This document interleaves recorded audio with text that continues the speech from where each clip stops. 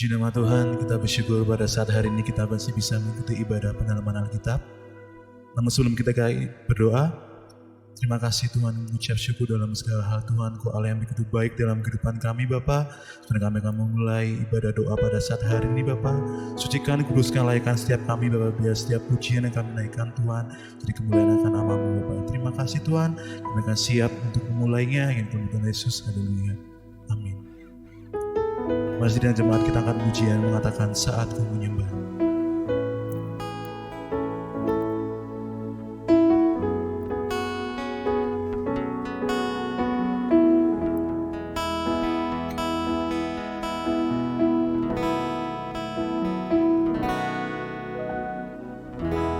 Saatku menyembah-Mu, Roh-Mu bekerja,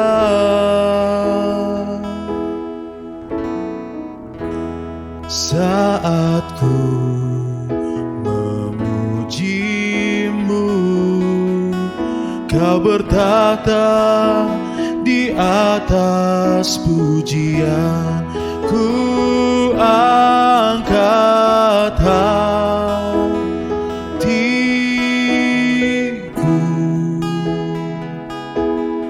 ku pandang kekudusan-Mu.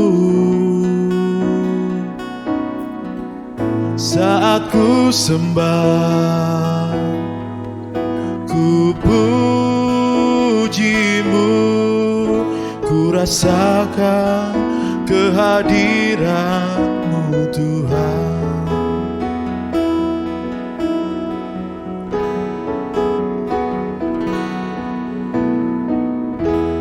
Saat ku menyembah-Mu, Roh-Mu bekerja,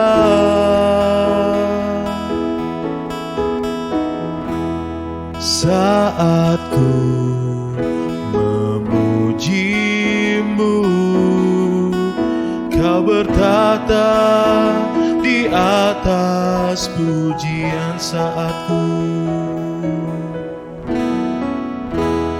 Saat ku menyembah-Mu, Roh-Mu bekerja,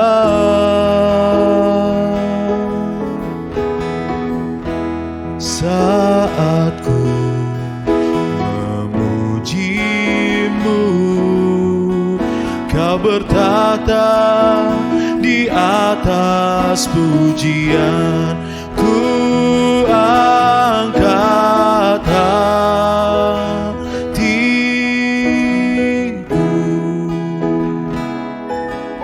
ku pandang kekudusan-Mu.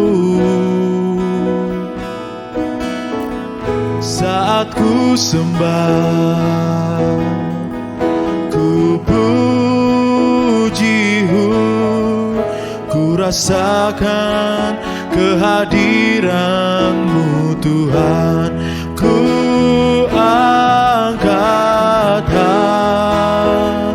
hatiku, ku pandang kekudusan-Mu. Saat ku sembah, ku puji-Mu, ku rasakan kehadiran-Mu Tuhan.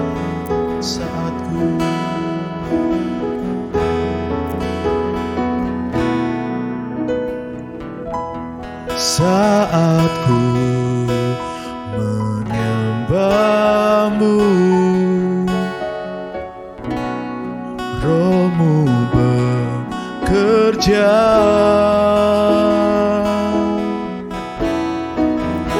saat ku memuji-Mu,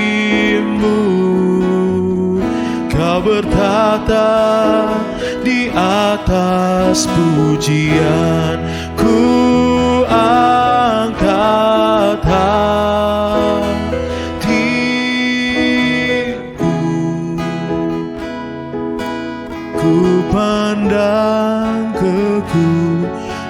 kekudusanmu.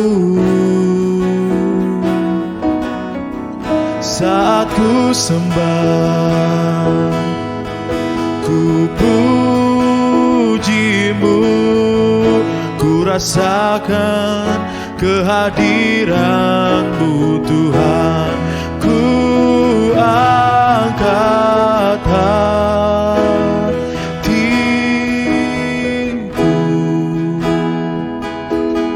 ku pandang kekudusan-Mu. Saat ku sembah, ku pujimu, ku rasakan kehadiran-Mu Tuhan. Ku angkat hatiku,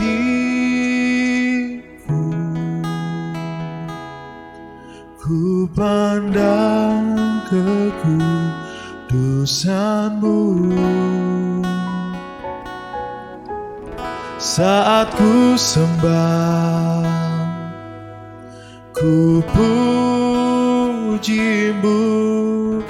ku rasakan kehadiran-Mu Tuhan. Ku angkat hatiku,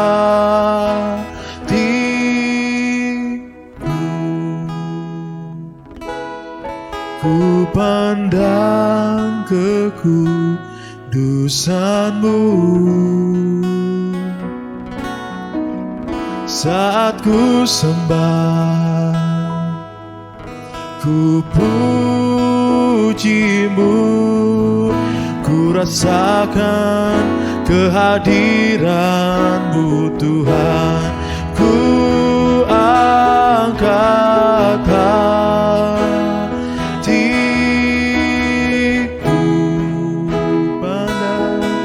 ku pandang kekudusan-Mu.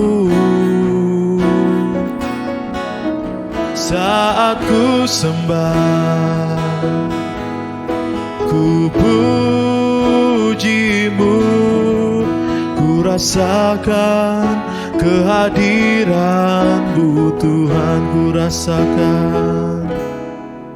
Ku rasakan kehadiran-Mu Tuhan.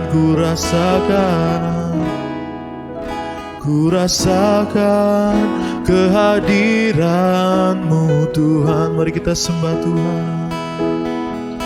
Haleluya, haleluya Tuhan. Terima kasih Yesus. Glory Tuhan, glory bagi nama-Mu Bapa. Kami menyembah-Mu Tuhan, kami sembah Engkau Yesus.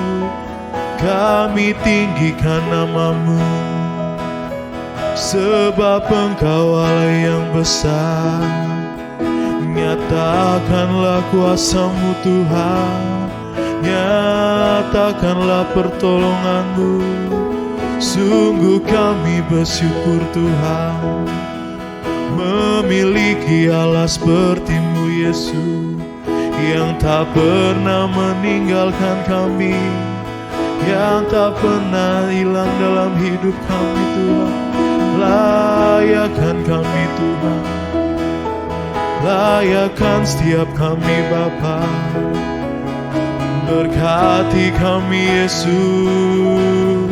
Haleluya. Nyata sungguh pertolongan-Mu Tuhan, sungguh nyata kuasa-Mu Bapa bagi setiap kami Tuhan. Haleluya.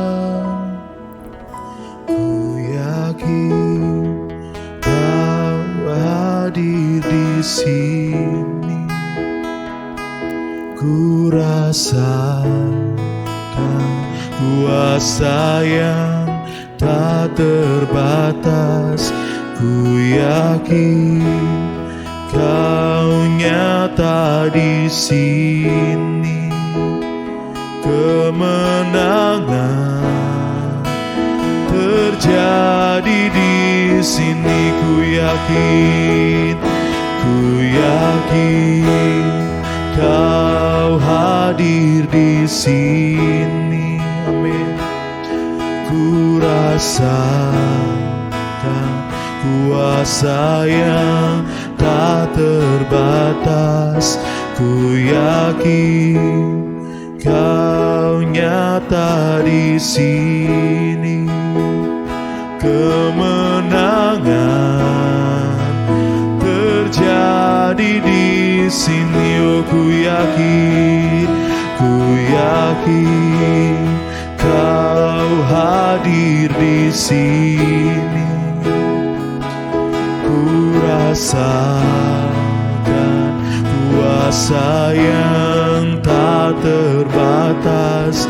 Ku yakin Kau nyata di sini, kemenangan terjadi di sini. Lagi katakan, ku yakin Kau hadir di sini. Ku rasakan kuasa yang tak terbatas. Ku yakin Kau nyata di sini, kemenangan terjadi di sini. Kemenangan terjadi di sini. Kemenangan terjadi di sini. Haleluya Tuhan. Sungguh kami bersyukur Tuhan memiliki Allah seperti-Mu Bapa. Engkau Allah yang begitu besar kasih-Nya kepada kami Bapa. Kami percaya Tuhan Engkau Allah Tuhan penolong setiap kehidupan kami Bapa. Layakan setiap kami Bapa pada saat hari ini Bapa. Biar setiap pujian yang kami naikkan Tuhan bisa menyenangkan setiap hati-Mu Yesus. Dan sebenarnya kami akan memberikan sebagian firman-Mu Yesus. Sucikan kuduskan kami Bapa. Biar setiap firman yang kami dengar Tuhan menjadi rema dalam kehidupan kami Bapa. Terima kasih Tuhan, terima kasih. Ajari kami terus Tuhan untuk mencari wajah-Mu dalam kehidupan kami Bapa. Terima kasih Tuhan. Doa kami alaskan dalam tangan kuasa-Mu. Ingat Tuhan Yesus, haleluya. Amin.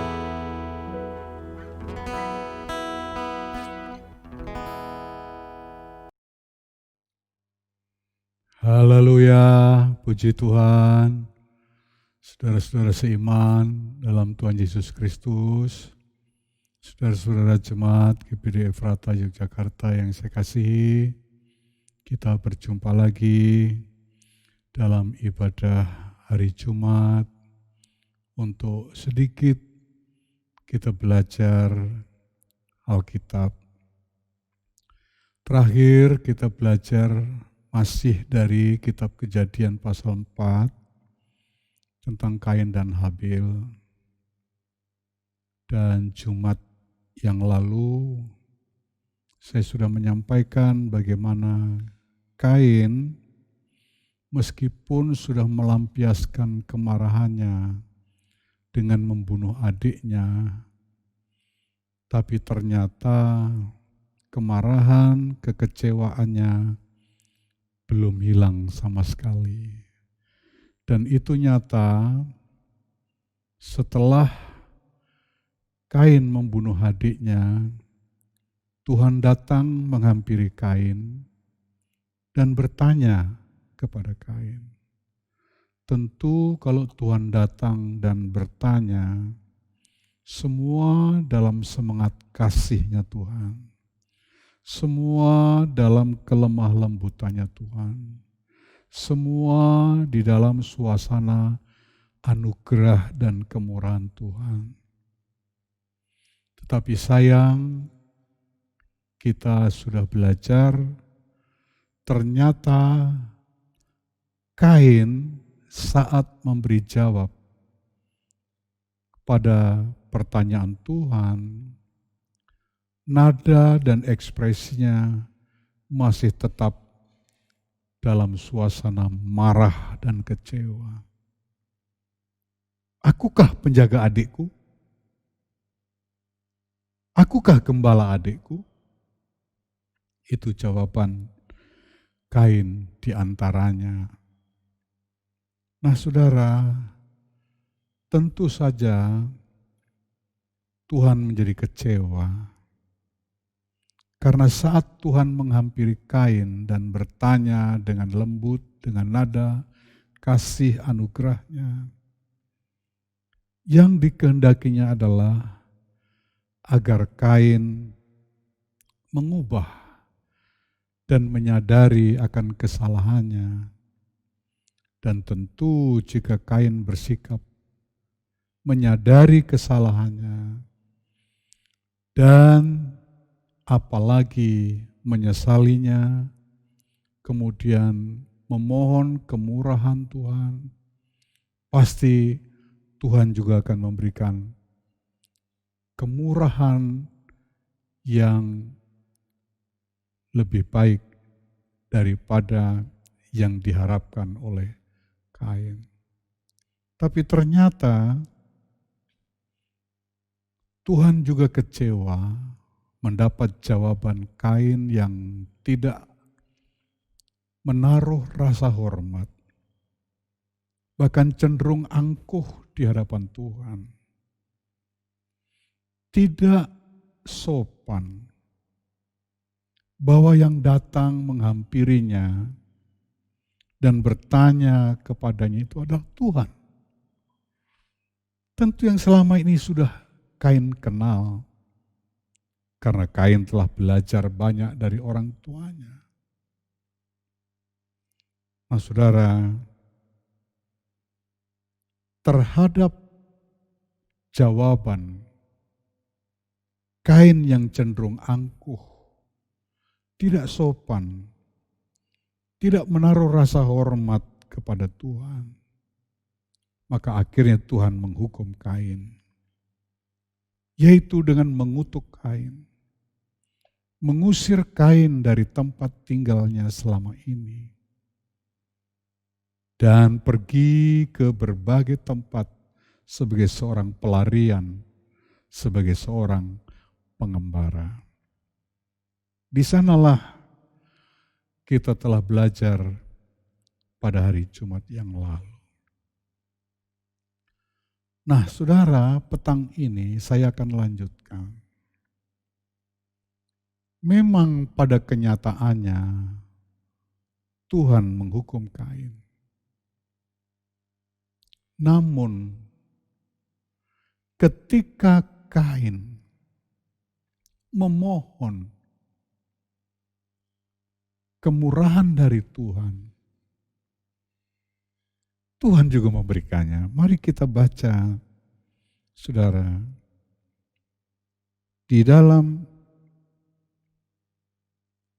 ayat-ayat kitab Kejadian pasal 4, ayat 13 sampai 15 sebagai berikut. Kata Kain kepada Tuhan, hukumanku itu lebih besar daripada yang dapat kutanggung. Engkau menghalau aku sekarang dari tanah ini, dan aku akan tersembunyi dari hadapanmu. Seorang pelarian dan pengembara di bumi. Maka barang siapa yang akan bertemu dengan aku, tentulah akan membunuh aku. Demikianlah jawab Kain setelah mendengar hukuman kutuk dari Tuhan. Dan Tuhan mengusir dari tempat tinggalnya selama ini untuk menjadi seorang pengembara, entah ada di mana. Nah, mari kita perhatikan apa jawab Tuhan ketika Kain menjawab dengan nada memohon kemurahan itu. ayat 15 kita baca sebagai berikut. Firman Tuhan kepadanya, kepada Kain maksudnya, sekali-kali tidak. Ini jawab Tuhan kepada Kain. Barang siapa yang membunuh Kain akan dibalaskan kepadanya 7 kali lipat. Kemudian Tuhan menaruh tanda pada Kain supaya ia jangan dibunuh oleh barang siapapun yang bertemu dengan dia. Nah, jawaban Tuhan jelas kepada Kain. Tidak. Apa yang kau khawatirkan tidak akan terjadi. Kau tidak akan dibunuh oleh siapapun. Sekalipun engkau menjadi seorang pengembara. Saudara, sebaliknya, Tuhan memberi sebuah tanda pada kehidupan Kain, tanda khusus, agar ia dikenal oleh orang lain, sehingga orang lain tidak ada yang berani membunuh. Itu jaminan Tuhan. Jika kita melihat jawaban Tuhan seperti ini, bukankah di sini juga nyata bagaimanapun juga Tuhan itu tetap Tuhan yang berkemurahan. Tuhan yang penuh kasih karunia. Tuhan yang limpah dengan anugerah dan belas kasihan. Di satu sisi Tuhan memang menghukum, mengutuk Kain. Tetapi pada sisi yang lain kita melihat betapa besar kasih anugerah kemurahan dari Tuhan. Inilah dua hal yang perlu kita renungkan. Di satu sisi Allah keras menghukum kepada barang siapa yang telah berlaku salah di hadapan Tuhan dan tidak mau menyadari kesalahannya. Bahkan bersikap angkuh, sombong, tidak menaruh rasa hormat, respek kepada Tuhan. Namun begitu yang bersangkutan, Kain, memohon belas kasihan. Terlalu berat hukuman yang kuterima ini. Melebihi dari apa yang harus kutanggung. Aku bisa dibunuh oleh siapapun yang bertemu dengan aku. Itu nada memohon belas kasihan. Tuhan yang Maha Tahu mengerti isi hati Kain. Maka jawab Tuhan jelas, sekali-kali tidak. Tak seorang pun akan membunuh engkau. Sekalipun engkau pergi mengembara di mana saja, tak seorang pun akan membunuh engkau. Engkau akan tetap hidup. Kemudian Tuhan memberi tanda khusus kepada Kain. Nah, saudara, perhatikan dua hal itu. Kekerasan Allah dan kemurahan Allah. Coba kita bisa lihat di dalam surat Roma pasal 11 ayat 22. Firman Allah yang disampaikan Paulus meminta kepada jemaat di Roma khususnya, perhatikan kekerasan Allah.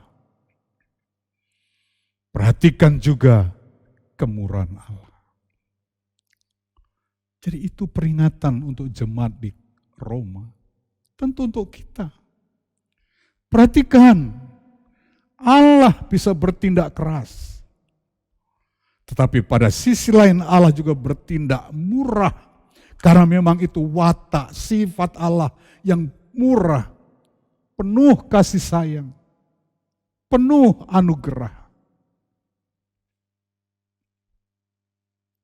Coba kita kembali ke Firdaus, saudara. Ketika Tuhan menghukum Adam dan Hawa, di balik hukuman kepada Adam dan Hawa, Tuhan juga menjanjikan kehidupan selanjutnya. Sebagaimana tertulis dalam kitab Kejadian pasal 3 ayat 15.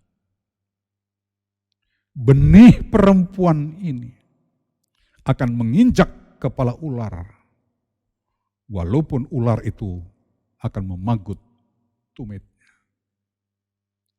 Ini janji induk, saudara.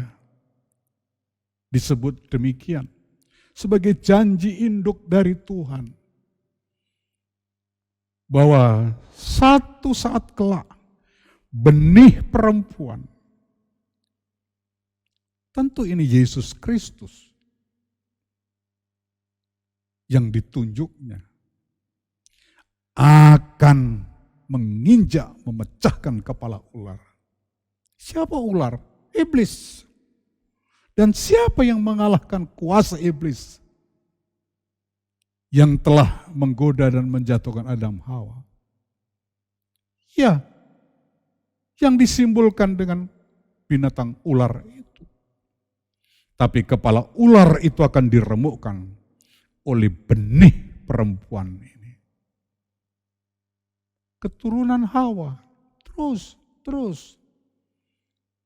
Sampai lahirlah Yesus melalui seorang perempuan suci, merawan Maria. Dan di kayu saliblah Yesus meremukkan kepala ular. Di dalam kematiannya, dia mengalahkan kuasa maut, kuasa iblis, kuasa neraka. Nah, jadi di Firdaus pun kita lihat dua hal ini. Satu sisi Allah keras menghukum Adam dan Hawa, mengusir dari Taman Firdaus, memberi hukuman-hukuman dalam bentuk yang lain kepada laki-laki demikian, kepada perempuan demikian, kepada tanah bumi demikian. Tapi di satu sisi bersamaan dengan itu, kasih karunia dari Allah pun ada pada mereka. Dalam pasal 3 ayat 15 Kejadian tadi. Saudara, kita pun demikian kalau kita ingin menyadari. Kalau kita hidup sampai sekarang ini. Kalau kita bisa memanggil Allah itu Bapa. Bisa menikmati firman dan kasih Bapa. Itu juga hanya karena kemurahan Allah. Sebagaimana diucapkan oleh Rasul Paulus, kalau aku masih ada sampai saat ini, itu hanya oleh kasih karunia Allah. Dan kasih karunia Allah yang diberikan kepadaku itu tidak sia-sia. Kasih karunia itulah juga kemudian mendorong aku kerja lebih keras di dalam pelayanan. Saudara ingat, ada kekerasan Allah, ada juga kemurahan Allah. Jadi jika kita diberi kemurahan Allah, kasih karunia Allah, dan oleh kasih karunia Allah itu kita diselamatkan, jangan sia-siakan kasih karunia Allah itu. Jangan diremehkan, jangan disalahgunakan. Mentang-mentang Tuhan itu penuh kasih dan kemurahan. Kita salah gunakan, kita tidak menaruh rasa hormat, rasa tunduk kepada kasih karunia Allah. Perhatikan, ada kekerasan Allah. Nah, saudara, coba kita lihat beberapa ayat, saudara, yang menunjukkan hal-hal sebagai berikut. Ayub pasal 5. Ayat 17 dan 19. Sesungguhnya Berbahagialah manusia yang ditegur Allah.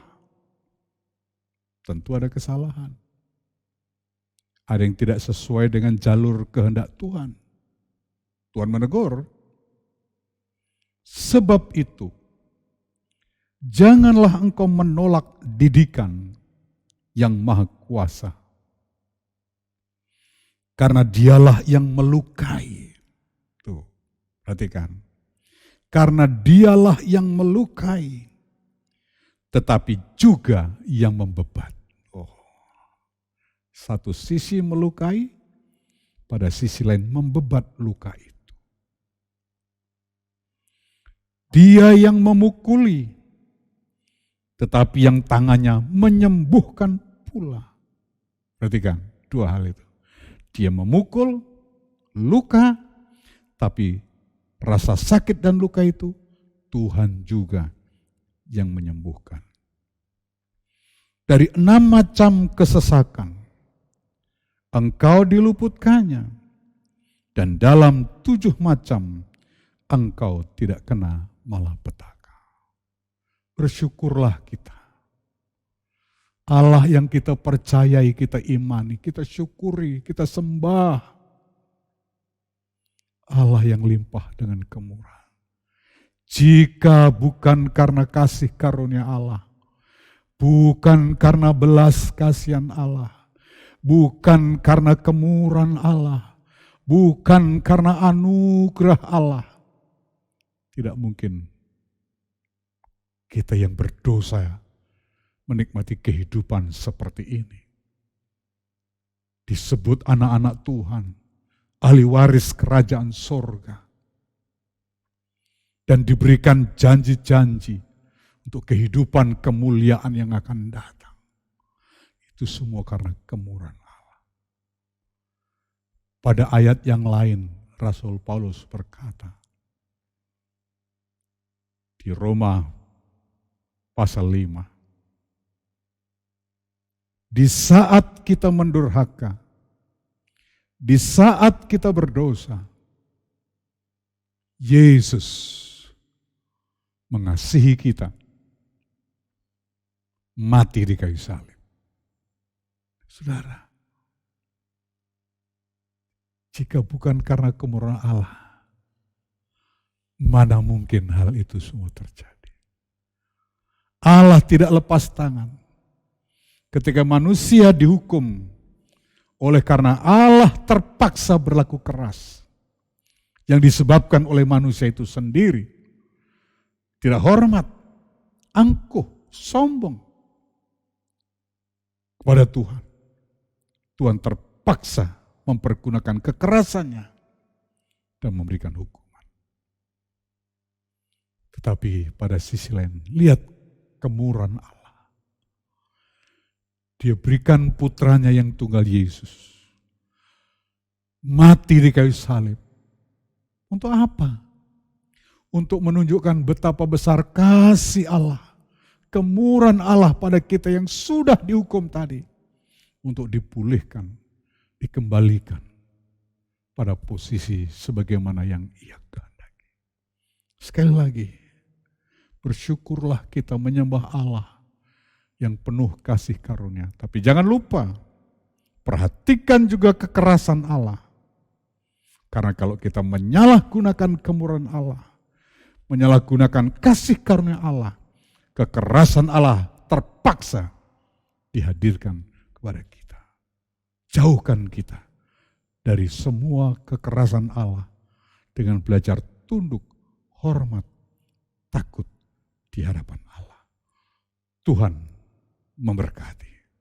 Mari kita berdoa. Bapa surgawi, Bapa di dalam nama Tuhan Yesus Kristus, hati kami limpah dengan syukur kepadamu. Karena sungguh hanya oleh kasih karunia, kemurahan, anugerah, belas kasihan-Mu saja kami ada sebagaimana kami ada sekarang ini. Kami menikmati kehidupan dalam keberkatan-Mu. Kami menikmati kehidupan dalam kekudusan darah-Mu. Dan kami menikmati kehidupan yang setiap hari dituntun, dipimpin, dibimbing, disertai oleh-Mu untuk kami terus berjalan menuju kemuliaan. Terima kasih Bapa. Kuatkan kami terus dengan Roh Kudus-Mu. Karena kami adalah manusia yang terbatas dan lemah. Di saat kelingahan kami datang, disitulah kami tak berdaya. Kami perlu Tuhan untuk selalu menolong dan memberi kekuatan. Terpujilah Engkau kekal selama-lamanya. Dan Bapa, kami juga berdoa untuk bangsa negara ini. Kiranya Tuhan terus memberkati, terutama para pemimpin kami, sehingga melalui setiap keputusan para pemimpin kami segera mendapat jalan keluar dari segala bentuk masalah yang terjadi atas bangsa negara kami hari-hari ini. Tolonglah kami semua, tolonglah para korban wabah corona maupun yang bukan korban wabah. Tuhan berikan hati yang terhibur, hati yang yakin bahwa mereka akan mendapat kesembuhan oleh karena kasih karunia dan belas kasihan. Diberkati para tenaga kesehatan dalam kelelahan mereka siang malam. Tuhan pulihkan kesehatan, kekuatan, sukacita mereka untuk mengerjakan tugas yang mulia ini. Engkau memberkati seluruh jemaat Efrata, apapun pergumulan mereka satu persatu saat ini. Ya Allahku, kepadamu kami taruh mereka. Biarlah Engkau yang campur tangan, memberi kekuatan, jalan keluar yang terbaik. Sehingga mereka merasakan sukacita dan kemenangan hidup bersama dengan Engkau. Terpujilah Engkau kekal selama-lamanya. Di dalam nama Tuhan Yesus Kristus kami berdoa dan jadilah semua seperti kehendak-Mu. Kiranya berkat Allah turun atas kami semua. Dalam nama Allah Bapa, Anak dan Roh Kudus. Yakni di dalam nama Tuhan Yesus Kristus. Haleluya, haleluya, haleluya. Amin.